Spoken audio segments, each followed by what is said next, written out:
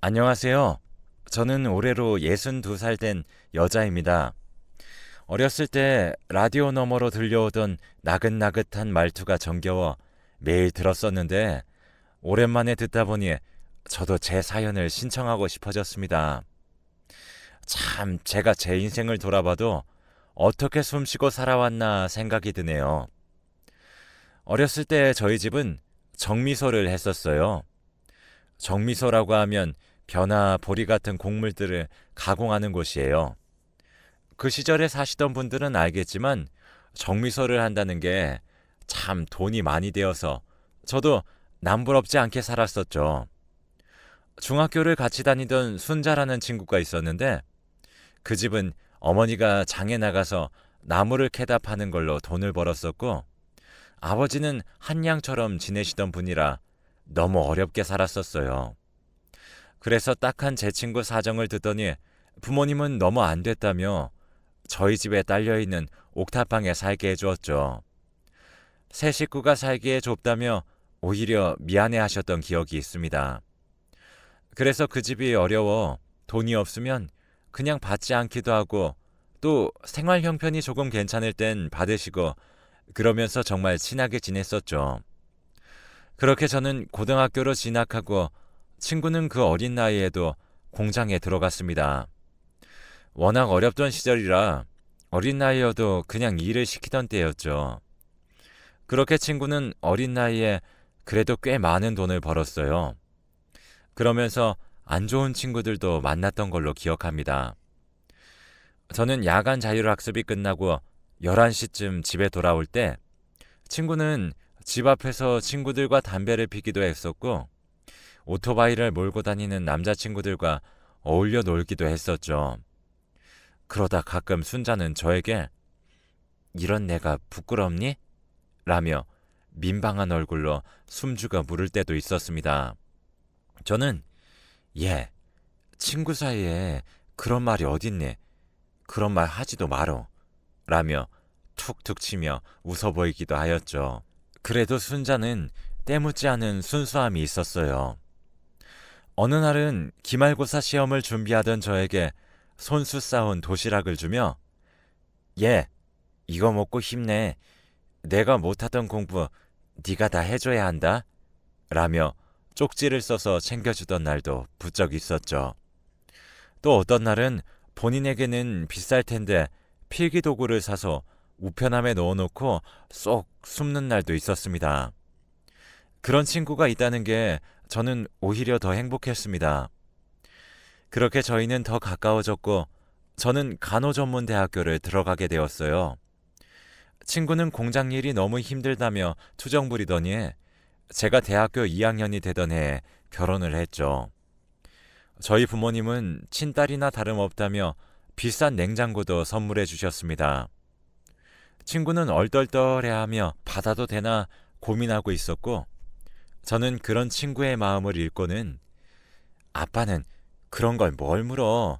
그냥 딱 갖다 줘야지. 아빠도 참 이라고 했죠. 제 말에 한바탕 다들 웃어 넘겼습니다. 그런데 제가 대학을 졸업할 때쯤 친구는 남편과 이혼을 해야겠다고 하더라고요. 이미 딸아이가 있었는데 말이죠. 그래서 제가 무슨 일이냐고 물으니 남편이 사실 자신에게 가정폭력을 했다며 정신적, 신체적으로 학대당해 왔었다며 더 이상은 정말 못 참겠다고 이혼을 선언했었죠. 친구는 다시 공장에 나가게 되었고 저는 그맘때쯤 병원에서 일을 하며 친구를 돕게 되었습니다. 그러다 저도 병원에 있던 의사와 2년 열애를 하고 결혼을 하게 되었고 그 당시만 해도 공장에서 취업을 준비하던 다른 여자친구들에 비해 현대적인 여성처럼 보여져 선망의 대상이 되었었죠. 그런데 결혼을 하고 나서부터 제 친구는 제 연락을 잘 받지 않았어요. 저도 결혼하고 나서부턴 다른 동네로 이사를 갔다 보니 친정집에도 가끔 내려가게 되어 연락을 잘 못했고요. 그렇게 가끔 친정집을 가면 오다 가다 마주쳤었는데 저를 너무 대놓고 피하는 게 느껴졌습니다. 그렇게 2년을 점점 멀어지면서 속절없이 보내게 되었어요. 그러다 저희 부부에게 딸아이가 생겼습니다. 어찌저찌 살다 보니 시간이 훅 흐르더라고요. 그렇게 딸의 나이가 20살이 되었을 무렵 동네에서 산책을 하다가 순자를 마주치게 되었어요. 벌써 멀어진 지 23년이 되던 해였죠. 조금 먼 곳에서 인사를 해야 할까 고민하며 멀뚱멀뚱 서 있자 순자가 저에게 다가오더니 제 손을 잡고 이게 얼마만이야? 정말 반가워. 너 얼굴 보니 귀한 사모님이 되었구나. 아직도 귀티가 나네. 늙어도 그대로네. 이러면서 너무 반가워하길래 저도 뭔가 마음의 벽이 허물어지는 느낌이 들었죠. 그렇게 저희는 주변 카페에 들어가서 이야기를 나누었습니다. 순자가 먼저 입을 열었고 너 나한테 서운하지? 내가 어느 날부턴가 연락도 잘 안 되고 그래서 말이야. 라고 이야기를 꺼내자마자 저도 정말 너무 서운했어. 도대체 왜 그런 거야? 라고 서운한 마음을 드러냈어요. 순자는 서글서글하게 웃더니 어렸잖아. 어린 마음에 너는 왜 항상 그렇게 부잣집이고 잘 사는데 나는 왜 이럴까? 내 인생은 왜 이럴까 했던 것 같아. 그러면 안 됐는데 너랑 나를 비교하게 되더라고. 그래서 그냥 괜히 너한테 셈이 났던 것 같아. 라며 또 말을 이어나갔습니다. 근데 시간이 지나서 나도 이런 일 저런 일 겪다 보니 왜 그랬나 내 자신이 이해가 안 가더라고. 너는 그런데도 날 계속 찾아줬는데 말이야. 근데 그렇게 깨닫고 나니 너무 우리 사이가 멀어졌더라고. 매일같이 너한테 미안했어. 길을 걷다가도 병원이 보이면 순이는 잘 지내고 있나 아른거렸어. 라고 순자가 저에게 손을 잡으며 이야기하더군요. 그러고는 순자는 저에게 더 미안한 눈빛으로 눈을 마주치며 미안해. 내가 그러면 안 됐었는데 너희 부모님 뵐 면목도 없어 난. 이러면서 사과를 했습니다. 저는 순자에게 괜찮아. 다 지나간 일이잖아. 우리 부모님도 늘 너를 궁금해하셨어. 너 내가 애 낳고 얼마 안 돼서 집을 비웠다면서 지금은 어떻게 지내? 라고 물어봤습니다. 순자는 그때 사실 나도 병원에서 청소하면서 지내다가 좋은 의사 선생님을 만나 결혼을 했었어. 그래서 정말로 잘 지내고 있는 줄 알았는데 글쎄 유부남이더라고. 두 집 살림을 한 거지. 내가 너무 기가 차서 그래서 이제 남자들 보면 진절머리가 나. 남자들 눈만 마주쳐도 소름이 돋아. 남자 알레르기가 생겼나 봐. 하며 너스레를 떨었습니다. 순자는 그래도 그 유부남 의사가 자기 가정을 지키고 싶어 건네준 돈으로 작은 가게를 차려서 나름 좋은 평판을 들으며 생계를 꾸려가고 있다고 했습니다.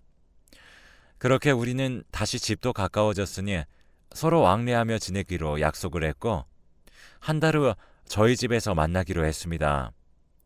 남편은 그때 야간 진료가 있던 날이라 저녁 시간대가 마침 비어서 그때 순자를 초대하기로 했죠.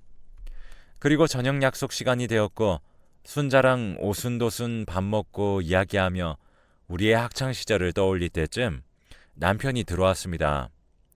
생각보다 환자가 별로 없어 빨리 들어왔다고 했죠. 순자는 당황한 듯 후다닥 자리를 떠버렸어요. 그러고는 저에게 전화해서 미안해 순이야.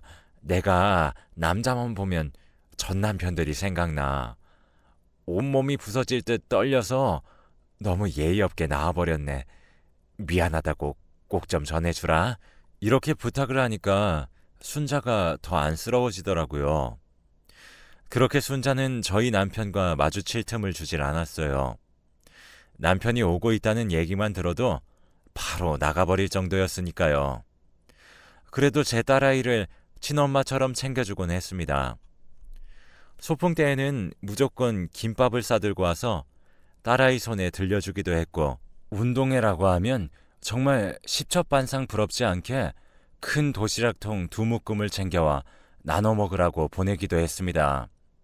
그런 순자에게 더없이 고마웠고, 우리는 그렇게 또 둘도 없는 친구가 되었어요. 그러던 어느 날 남편은 세미나를 가겠다고 했고, 딸아이는 해외로 수학여행을 가는 날이었어요. 저도 그날은 친정에 김장하러 가는 날이어서 새벽쯤 집을 나왔습니다. 그런데 한창 김장을 하고 있는데 남편에게서 다급히 전화가 오더군요. 딸인 지우가 가던 중 교통사고를 당해 뇌출혈이 심했다고 했고, 저는 부모님과 같이 김장을 내팽개치고 단숨에 달려나갔습니다. 지우는 뇌손상이 심해 식물인간이 되었습니다. 의사들은 워낙 크게 머리에 타격이 심했던 터라 어떻게 될지 모르겠다고 일단은 기다려봐야 한다고 했어요. 그렇게 10년을 지극히 병간호를 했네요. 저보다 더 심한 건 순자였습니다. 순자는 가게도 다른 사람에게 맡기고는 지우에게부터 병간호를 해주었는데 너무 의지가 되고 고마웠어요. 어쩜 저렇게 사람이 변하질 않았을까 싶었죠. 지우는 깨어나지 못하고 있었지만 그래도 옆에서 그렇게 붙잡아주는 순자가 있어서 저는 10년이란 긴 세월을 희망을 놓지 않고 병간호를 했었던 것 같아요. 의사들은 아마 깨어나지 못할 거라고 이야기했습니다. 저는 하나님께 제발 제 아이가 의식을 찾게 해달라고 매일같이 지우의 손을 붙잡고 기도했습니다. 그런데 어느 날 집을 막 나서려던 참에 병원에서 전화가 왔는데 지우가 손가락을 움직이기 시작한다고 하더라고요. 저는 쿵쾅대는 가슴을 진정시키며 택시를 타고 바삐 병원에 도착했는데 지우는 눈을 떠 깜빡이는 정도였죠. 어느 정도의 움직임을 보이긴 했지만 소리를 조금씩만 낼 뿐 큰 호전을 보이지 않았습니다. 그렇게 2년의 시간이 흐른 뒤에 어느 날 갑자기 지우가 옆에 있던 저를 툭툭 치더군요. 그러더니 엄마라고 입을 뗐습니다.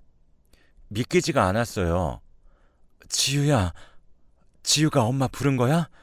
라며 눈물을 흘리며 물어봤더니 지우는 끄덕거리며 엄마 하며 같이 눈물을 흘렸습니다. 저는 지우를 부둥켜 안고 정말 목이 부어오를 정도로 엉엉 울었어요.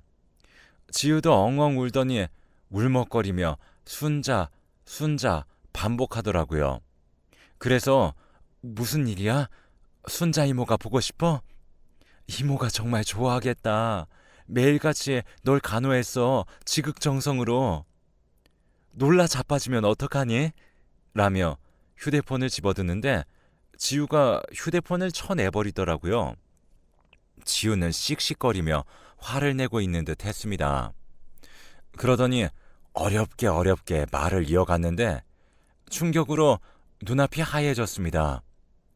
지우가 말한 내용을 다시 정리해서 이야기해보면 그때 지우는 수학여행을 가려고 아빠랑 같이 집을 나섰다고 했습니다. 아빠가 데려다 주겠다고 말이죠. 근데 지우가 여권을 두고 오는 바람에 집으로 택시를 타고 다시 들어왔는데 집 안에 보이지 않던 신발이 보였다고 해요. 그래서 지우는 엄마가 신발을 새로 샀나 싶었는데 안방에서 말하는 소리가 들렸다고 합니다. 그래서 안방문을 열었더니 순자 이모랑 아빠가 있었고 지우의 눈빛을 눈치챈 순자 이모가 불이 나게 안방을 나가려고 했답니다. 그래서 지우는 왜 이모가 여기 있냐고 우리 아빠랑 뭐 하는 거냐고 소리를 쳤답니다. 순자가 내가 너한테 이런 일까지 이야기해야겠냐고 놓으라고 밀쳐버렸는데 하필 지우가 서랍장에 머리를 부딪혀 쓰러진 거라고 합니다. 그때부터 기억은 안 나지만 순자 이모랑 아빠는 오래된 사이처럼 보였다고 해요. 저는 지우의 음성을 녹음한 뒤에 남편과 순자를 불러 음성을 들려주었습니다. 남편은 당황해하며 무릎 꿇고 빌었지만 순자는 뻔뻔한 얼굴로 저를 쳐다보고 있더군요. 제가 순자에게 쏘아붙였습니다. 너 나한테 할 말 없어? 너 때문에 우리 지우가 그렇게 된 건데 넌 나한테 할 말 없니? 라며 악을 질렀더니 순자는 저에게 오히려 너 교양 있는 여잔 줄 알았더니 어디서 소리를 지르니? 귀 떨어져 나갈 뻔했다. 왜? 이 세상 행복이 다 너 건 줄 알았어? 라며 팔짱을 끼고는 저를 위아래로 훑어보더라고요. 저는 순자에게 네가 어떻게 나한테 이럴 수 있어?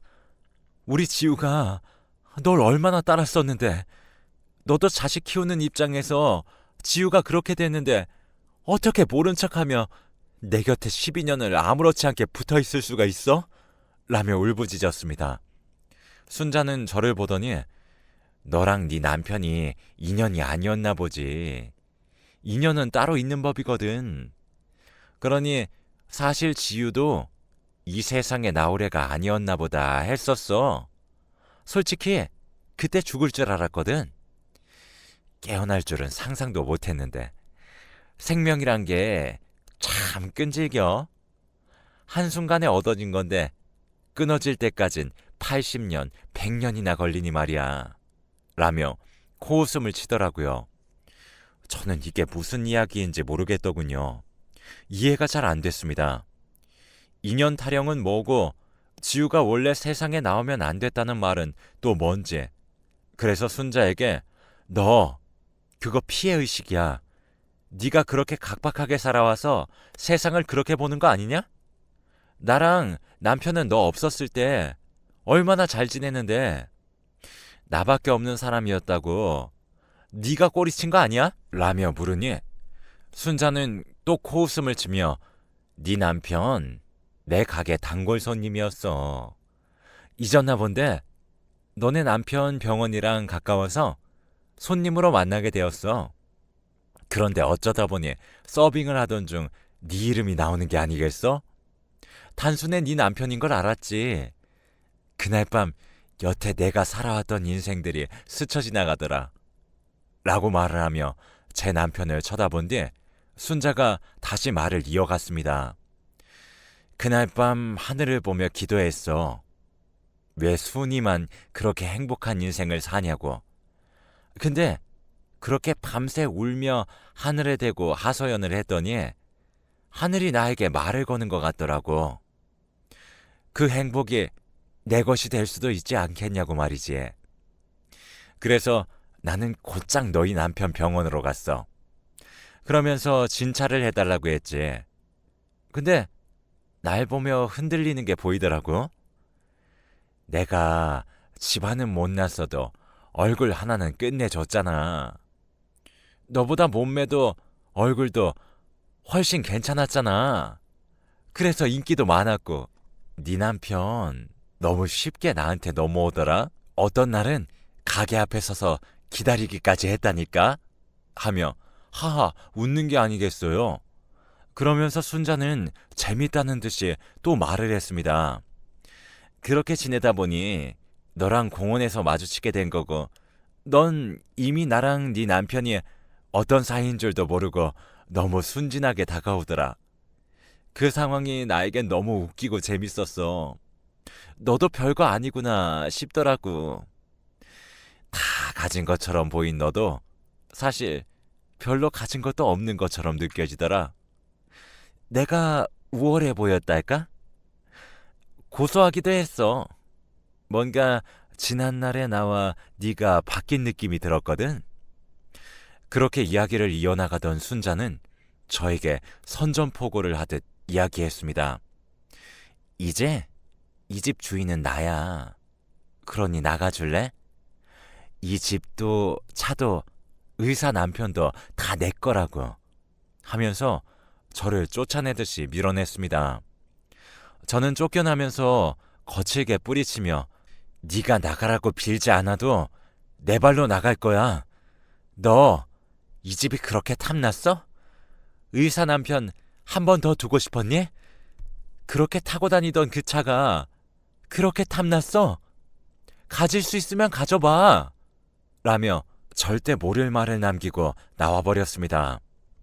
남편은 순자의 뺨을 치고는 저에게 달려와 바짓가랑이를 붙잡으며 자기가 잘못했다고 미안하다고 빌었습니다.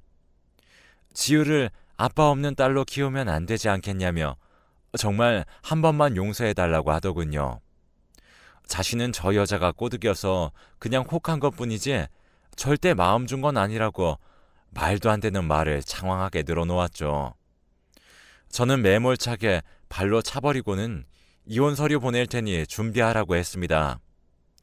저와 지우는 제 친정 부모님 집에 가서 지냈고 저는 이혼 서류를 보냈습니다. 집 앞에 매일 와서 무릎 꿇으며 저희 부모님한테 죄송하다고 울고 불며 매달렸습니다. 그러던 어느 날 지우 병원 검진을 받고 돌아오니 또 문 앞에 남편이 있더군요. 지우를 얼른 들여보내고 남편에게 말했습니다. 이틀만 더 시간 줄 테니 이혼 서류에 도장 찍어서 우리 변호사 측으로 보내 라고 이야기할 때쯤 순자가 나타났습니다. 순자는 남편을 일으켜 세우며 당신 정말 제정신이야? 왜 이런 여자한테 이렇게 매달리는 거야? 얼른 집에 가자 라며 남편의 손을 이끌더군요. 남편은 다시 한번 순자를 밀치며 제정신이야? 나 이 사람 없으면 못 산다고. 너랑 끝내자고 몇 번을 말해. 그만 붙잡아 라며 악을 질렀고 순자는 뒤로 자빠졌다가 다시 일어나 남편의 팔과 몸통 쪽 옷을 부여잡으며 당신이 뭐가 모자란다고 이런 싸구려 애한테 이래? 이제 그만해. 내가 맛있는 밥 해줄 테니까 그거 먹고 출근 준비하자. 응? 하며 씩 웃고는 남편에게 달라붙었습니다. 남편은 순자의 머리를 쥐어뜯으며 내가 가지고 있는 모든 거 그거 다 내 거 아니라고. 왜 알지도 못하면서 그런 소리를 해? 라며 악을 지르니 순자가 갑자기 잡고 있던 남편의 옷에서 손이 스르르 떨어지더군요. 당신께 아니라니? 그렇게 돈 많이 벌었는데 당신께 아니라니? 그럼 누구 건데? 라며 눈을 서글프게 떴습니다. 남편은 엉엉 울며 난 가진 게 없어. 병원도 집도 차도 다 이 집에서 해준 거란 말이야. 한 푼도 없던 나를 그래도 자기 딸이 사랑하는 사람이라며 걷어주신 거란 말이야. 순이야, 미안해. 정말 내가 잘못했어. 내가 못났어. 나 한 번만 용서해주라. 내가 정말 이번 일 가슴속 깊이 심장에 새겨서 절대 다른 사람 안 볼게. 정말 미안해. 용서해줘. 내가 미쳤나봐. 라며 이야기를 하더라고요. 그러더니 순자가 나에게 달려와서 토끼 눈을 뜨며 아니지? 지금 이 사람이 미쳐가지고 저러는 거지? 집 위에 너 거야. 아니지? 거짓말이지? 하며 믿기지 않는다는 눈으로 저를 쳐다봤습니다. 그래서 저는 웃으며 이야기했습니다. 그래서 내가 그랬잖아. 그날 네가 그 집에서 네가 남편의 집이라고 알고 있었지만 내 명의로 된 그 집에서 날 내쫓으면서 다 네 거라고 했던 날 기억하지? 내가 뭘 했어? 가질 수 있으면 가져보라고 했지? 왜 사람 말을 그렇게 안 듣니? 고작 그깟 집이랑 차, 의사 남편이 얻고 싶었어? 그거 다 내 거야. 이 사람 말 그대로라고. 우리 부모님 돈 많이 버신 건 몰랐었나 보네? 그래도 난 이 사람 나만 바라봐주고 가정적이고 지우에게 좋은 아빠여서 지냈던 건데 이참에 잘 걸렸다 싶었어. 하루아침에 내 사람이 아닌 사람들 둘이나 걸러서 얼마나 좋아? 신에게 기도하던 게 이렇게 이루어질 줄 누가 알았겠어? 라며 이야기를 하니 순자는 그 자리에 주저앉았습니다. 그러고는 정신이 나간 눈빛으로 멍하니 초점 없는 눈으로 허공을 바라보고만 있었죠. 저는 순자에게 마지막 말을 남기고 집으로 들어갔습니다. 그러게, 왜 그렇게 보이는 것만 믿어? 눈에 보이는 게 전부가 아닌데 너야말로 너무 순진하구나. 돌아보면 너무나 많은 일이 있었던 세월입니다. 저는 그래도 순자나 남편을 미워하지 않아요. 가끔 그 일들을 생각하면 숨 막히고 어제 있었던 일들처럼 생생해서 심장을 옥죄어오지만 저도 딸도 그 일로 사람 보는 눈이 생겼달까요? 그들이 아니었으면 더 심한 일도 당했을 것 같아요. 순자에겐 저렇게 이야기했지만 저도 참 순진하게만 살아왔던 것 같긴 하네요. 사람들이 가만히 별 말을 하지 않는 저를 보면 이야기하더라고요. 자기는 참 고상하게 생겼는데 세상 풍파 다 겪은 눈을 하고 있어. 라고요. 맞아요. 굴곡 많은 인생이었지만 그래도 그 사람들이, 그 사건들이 지금의 저를 만들어준 것 같아 저는 아무도 원망하지 않아요. 여러분들도 자신감을 가지고 살았으면 좋겠어요. 세상에 풍파 없이 사는 사람들이 어디 있나요? 그런 일이 생기는 게 문제가 아니라 그 일을 어떻게 넘기느냐에 따라 어떤 사람이 될지 결정되는 것 같아요. 여러분들에게도 그런 용기 있는 하루하루가 되었으면 좋겠습니다. 내일은 더 나은 사람이 되길 저는 기도하고 지낸답니다. 모두 오늘도 내일도 더 좋은 일들만 생기길 기도할게요.